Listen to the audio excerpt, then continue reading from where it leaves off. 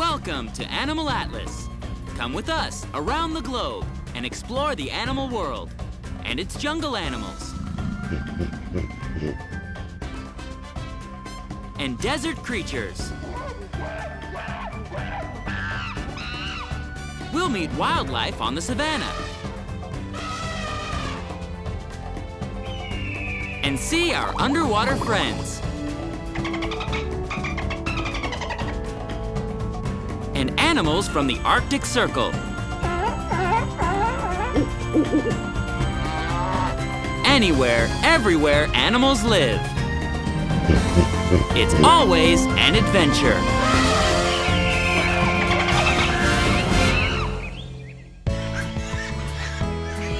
Today on Animal Atlas, we're going to ask, who's a pig? Sweet! And who's not? Does it seem like an easy question? Not always. For example, pig. Clearly not a pig. Pig? Definitely not a pig. Seems easy? Well, hold your horses. This is not a pig. Neither is this. Or this. But this is. Confused? Let's get to the bottom of this mystery. Sweet!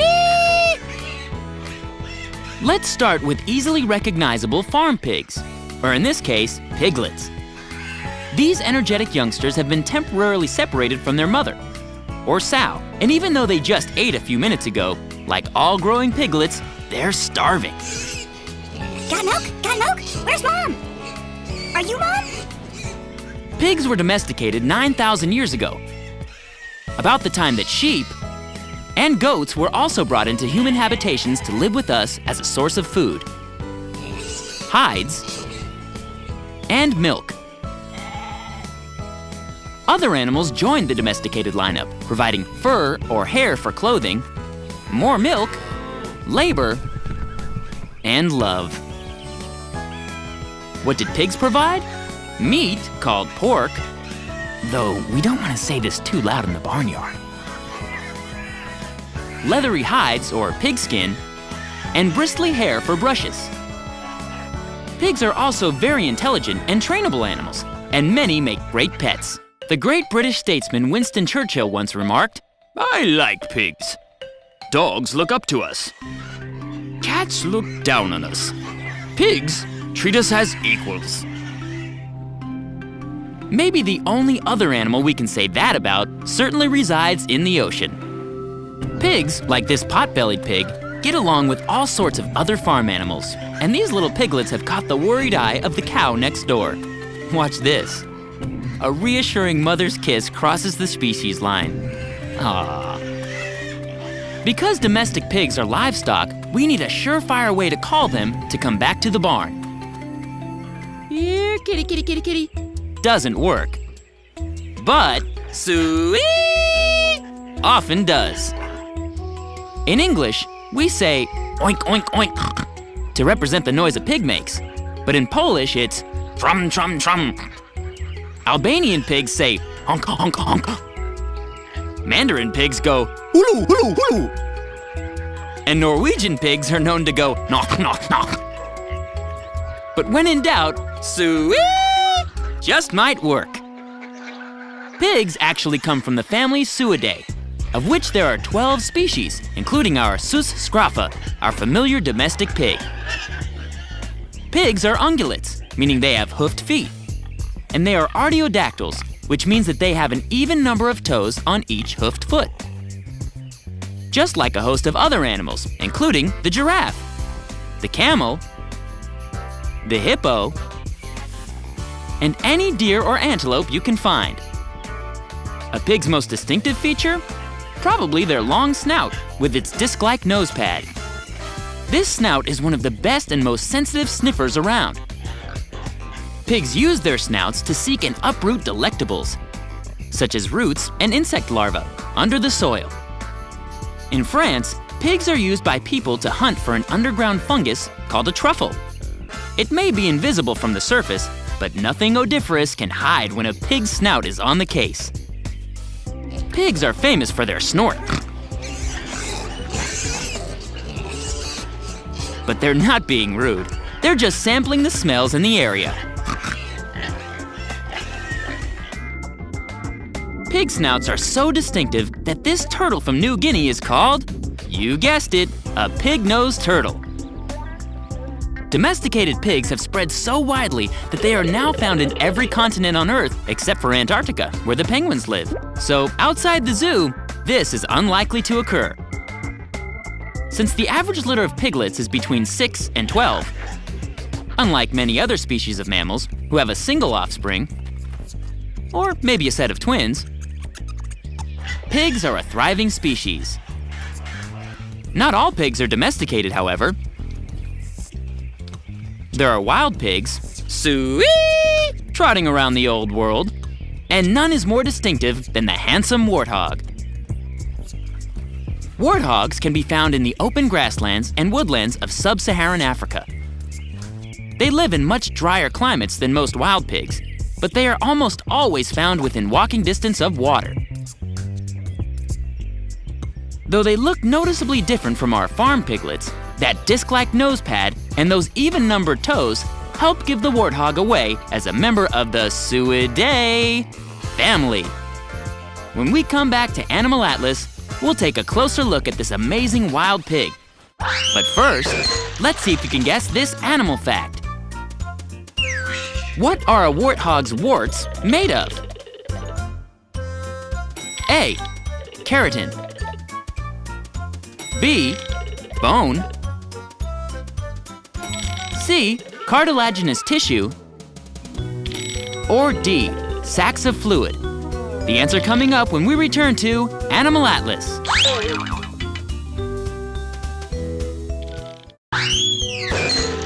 We're back. Did you guess the right answer to our question? The answer is C. Cartilaginous tissue. This is the same type of material that makes up a shark's fin. A warthog's warts are not warts like we humans get. Human warts are skin growths caused by a virus. A warthog's warts are simply rounded protuberances that give this species their name and their very distinctive look. These fleshy pads serve to protect the animal's eyes and jaws during fights. Male warthogs have 3 pairs of warts, 1 pair near the eyes, 1 on the snout, and a pair on the lower jaw. Fighting? Yes, these animals do look ferocious, but they are really very peaceable and prefer to run away than take an aggressive stand. No, these combat warts are used mainly for ritualized headbutting with other warthogs. And if the battle turns ugly, those lower tusks are sharp weapons, which will produce sharp gashes. Warthog tusks, just like elephant tusks, are ever-growing canine teeth. Tusks are not used for digging. Just like domestic pigs, warthogs root for their food with their hard-edged and muscled snout. What is peculiar to the warthog? That long, bristly mane down their backs. Sure, lions have manes, as do horses, and zebras. But the warthog's mane, cresting that sparsely haired barrel body is, well, something to marvel at. Warthogs have very long legs for a pig, the better to run fast when a lion is in pursuit. So they kneel to graze. A warthog's eyes are high on its skull. See the difference between domestic pig eyes and warthog eyes? These high on the skull eyes give the warthog a keen view even when kneeling. So if a lion is stalking the warthog, he's in a good position to see what's coming. Who preys on domestic pigs? Well, as storybooks tell us, the big bad wolf.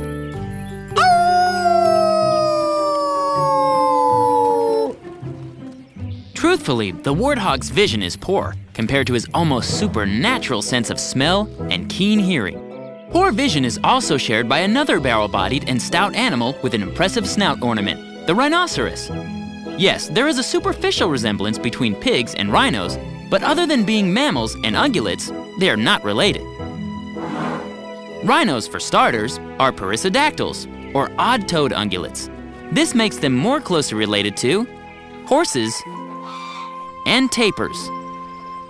A rhino's horn is not a tusk or an elongated tooth, nor is it cartilaginous tissue like the warthog's wart, but compressed keratin, the stuff our fingernails are made of. White rhinos live in Africa, where the warthog resides, as does the black rhino. But the Indian rhino hails from Asia. Black and white rhinos have 2 horns, while the Indian rhino has just 1. In fact, just like ancient mariners may have mistaken the gentle manatee for the fabled mermaid, the Indian rhino may have been mistaken for the fabled unicorn. Within a single species, there may be great disparity. Think of our smooth little piglets compared to the warty and mane-bearing warthog. And this is also true in rhino world, where the white rhino has smooth gray skin. The Indian rhino has curious studded knob-like tubercles on his skin that look like rivets, and large horny plates covering its body. It almost looks like this rhino is wearing medieval armor plating. Rhinoceroses, like other behemoths such as the giraffe, the elephant, and the hippopotamus, are herbivores, meaning they only eat vegetation. Black rhinos are browsers who get much of their food from bushes or trees, while the wide-lipped white rhinos, like the hippo, are grass grazers. Our friend the pig, by contrast, is an omnivore, meaning just like us, he will eat just about anything edible. Most bears are omnivores, and so are chimpanzees. But we humans and our porcine barnyard buddies share a simple eat-until-stuffed stomach. One thing that rhinos and pigs do have in common is, believe it or not, sensitive skin. We all know that pigs wallow, so seeing a muddy warthog is no surprise. And rhinos too cover their skin in either dust or water, or both, as a form of sunscreen and insect repellent. And water is the ultimate coolant for those hot summer days. And of course, the mighty elephant is another practitioner of this form of skincare. The world's greatest wallower, however, has to be the hippopotamus. These gargantuans spend up to 18 hours a day immersed in lakes and rivers, where they can rest and wait for nightfall so that they can trundle up on land to graze. Hippo's eyes, ears, and nostrils are positioned high on top of its head so that it can keep a lookout for danger, like stalking lions, while still being able to breathe. Does this remind you of something? Yes. Just like our warthog, the hippo has adapted to how he lives. Eyes above the water while wading, eyes at the top of the head while kneeling. Pigs and hippos are actually cousins of a sort. Both are artiodactyls, even-toed ungulates. Yes, there certainly is a family resemblance. When we come back to Animal Atlas, we'll ask why the word pig is less than flattering in the English language. But first, let's see if you can guess this next animal fact. What is not true about peccaries? A. They are wild pigs from the Americas. B. They are primarily herbivores. C. They are hoofed mammals. Or D. They use their tusks for digging. Don't go away. The answer coming up right after this on Animal Atlas. We're back. Did you guess the right answer to our question? What is not true about peccaries? The answer is A. They are wild pigs from the Americas. No, peccaries, whether collared peccaries or Chicoan peccaries, may look more like pigs than some pigs, but they are not pigs. They are pig-like mammals that live in the deserts and dry woodlands of southwestern North America, or the rainforests of South America. Simple geography tells us that we would never see this: a warthog chatting with a peccary in the wild. Okay, peccaries are hoofed artiodactyls with a flat, rubbery pig-like snout, short legs, and a stocky body. Yes, they look like pigs, walk like pigs, but they're not true pigs. Why? Pigs are old world animals, meaning they come from Africa or Asia and are not native to the Americas. These pig lookalikes belong to the Tayasuidae family. Monkeys are also classified as old world like this Hamadryas baboon. Or New World, like this squirrel monkey. So the peccaries are in good company. Interestingly, the collared peccary is also called a javelina, coming from the Spanish word for spear. These sturdy non-pigs have downward-pointing 1.5-inch razor-like canine teeth that just might scare the heck out of this true pig. Tusks and warts and all. Another animal that is about the same size as the mighty javelina and who seems to have the same bristly coat is the capybara. Just like the javelina wins the award for the animal who most resembles a pig but is not a pig, the capybara, an animal from South America, wins the not even close to a pig grand prize. No, the capybara is the world's largest rodent, having more in common with a squirrel or the naked mole rat than with any of our barnyard friends. Yes, pig and pig-like can be close, or worlds apart. Let's return to our barnyard piglets, shall we? And address the pig's somewhat unfavorable image. The phrase, sweating like a pig, is not very flattering because it means sweating profusely. Pigs, however, do not have effective sweat glands, like horses do. Nor do they pant like the big cats to cool off, or use big flapping ears to lower their body temperature. They wallow. And like the hippo, use water or mud to cool down during hot weather. So we humans got that one wrong. Pigs 1, humans 0. Pigs are often associated with dirtiness. This place is a pigsty. But that's simply not true. Pigs can be pristine. An animal with a coating of mud or dust isn't filthy as we think of it. Here's a dusty elephant. No one would call this noble beast dirty. It's only the pig who gets the bad rap.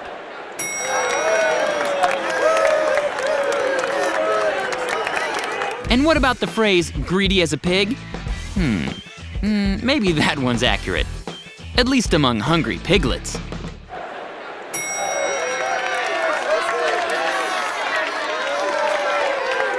The phrase, when pigs fly, means something is unlikely to happen. But a pig is really no more unlikely to fly than a rhinoceros, or even a penguin, or a polar bear, or an ostrich.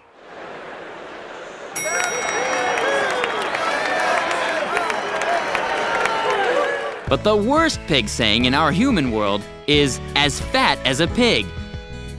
Most pigs are torpedo-shaped and fast and nimble on their feet.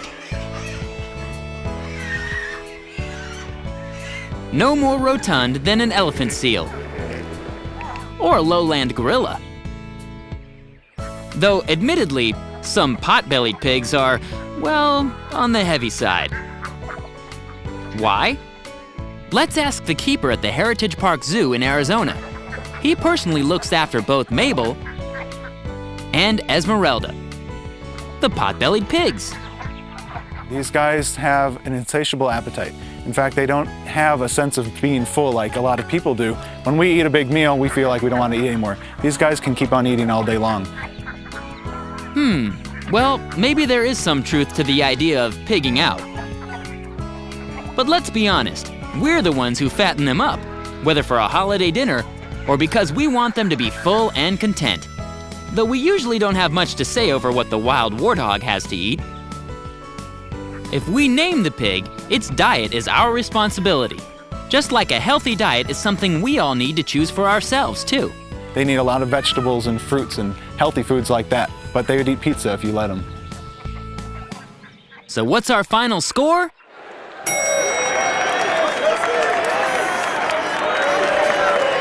Maybe we humans have a lot more in common with pigs than we thought. Sweet! Today, we've seen who's a pig and who's not, and have found that despite the occasional bad rap, pigs are intelligent and fascinating creatures, beloved by everyone in the barnyard. Sweet! For more fun animal facts and news, visit our website at www.animalatlas.tv. See you there! Don't go away, Animal Atlas will be right back. Until next time on Animal Atlas.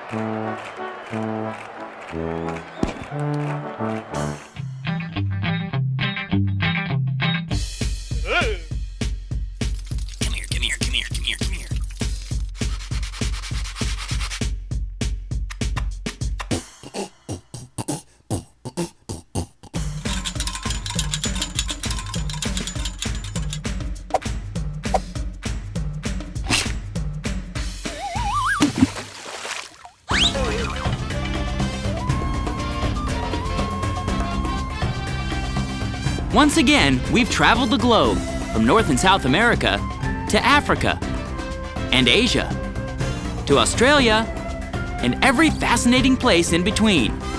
We've met all kinds of incredible animals and learned some important facts about their ability to survive and flourish on our planet. And with our help, we'll make sure they're around for a long time to come.